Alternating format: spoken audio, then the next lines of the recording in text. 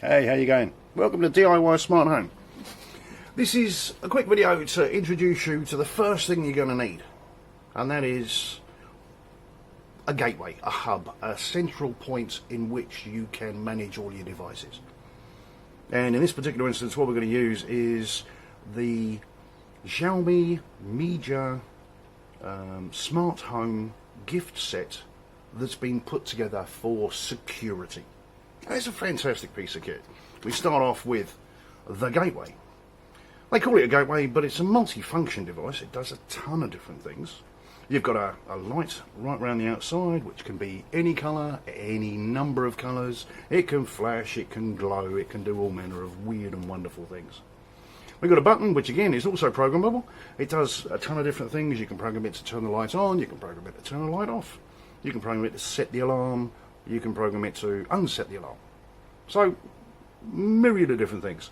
And it's also got an inbuilt speaker, which, when you turn it to alarm mode, can wake the dead, wake your neighbours, and generally upset your cat. But everyone needs a pastime. One of the great things about these particular units, and the whole Xiaomi range, because of the gateway, is that all of the devices that connect to this, once configured and set up, don't need the internet or an active internet connection to work. So if your internet goes down, you can still do all this stuff. One of many things. Oh, talking of the alarm. So there's so many different things that can and can't be done with these things. And it's only down to your possibilities. What can't be done, I haven't come across it yet, but I'm still waiting. In addition to that, you've got your smart switch.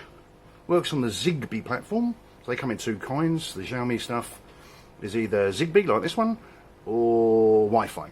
The Zigbee ones are pretty cool, based on the fact that they work on radio frequencies, so they don't require an IP address off your router, so you're not going to have 10 of these and you're going to consume 10 IP addresses and slow down your router every time.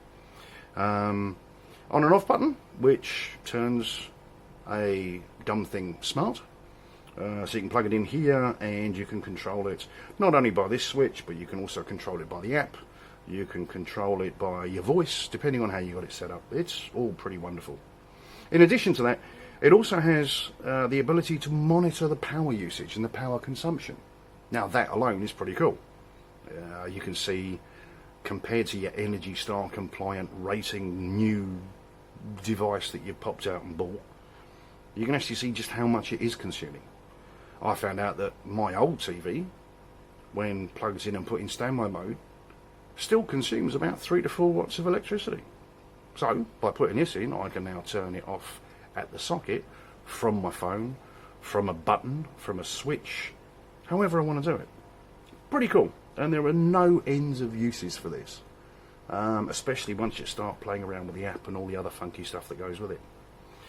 Then we've got the passive infrared, tiny little thing, sits there, does exactly what it says on the tin.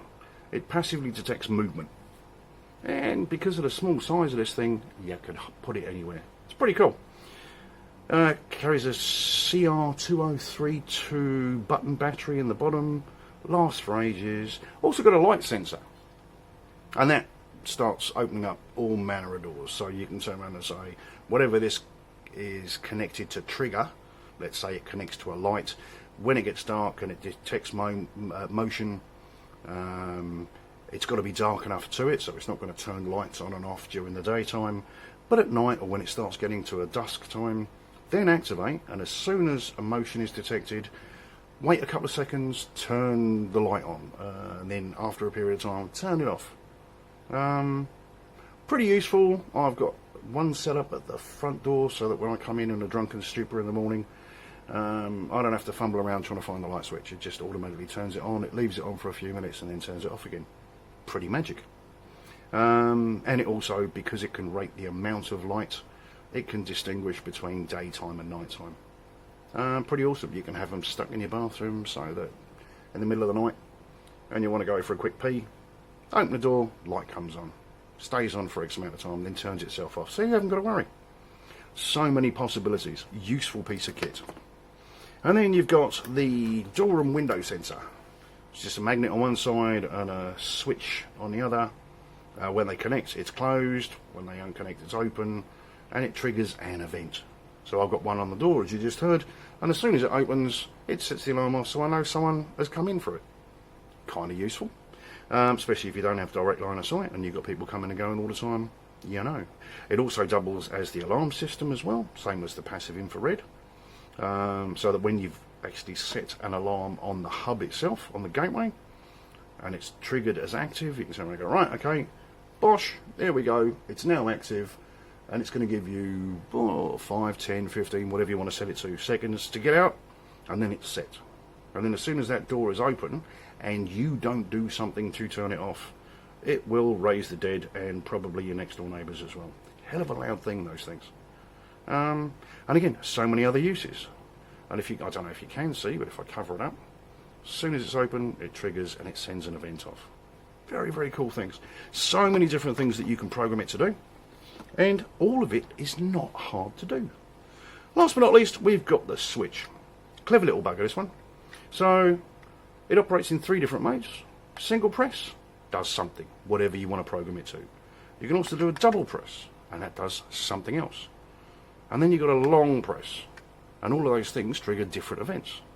So, in a primary example, your hub setup, you set the button, that triggers the alarm.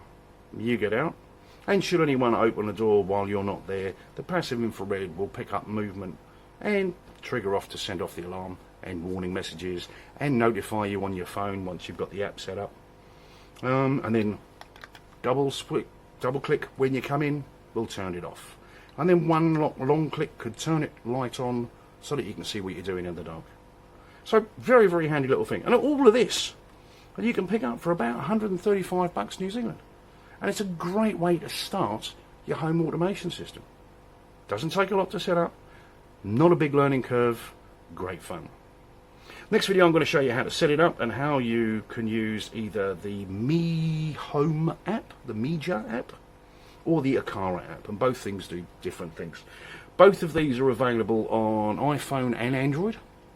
On the iPhone it's great because they will automatically, the Aqara app automatically links to Apple's SmartHome, or SmartKit as it's called, and they'll also connect to Google and Google Home and Alexa. So you can do all manner of weird and wonderful funky things, and that gives you an element of voice control as well.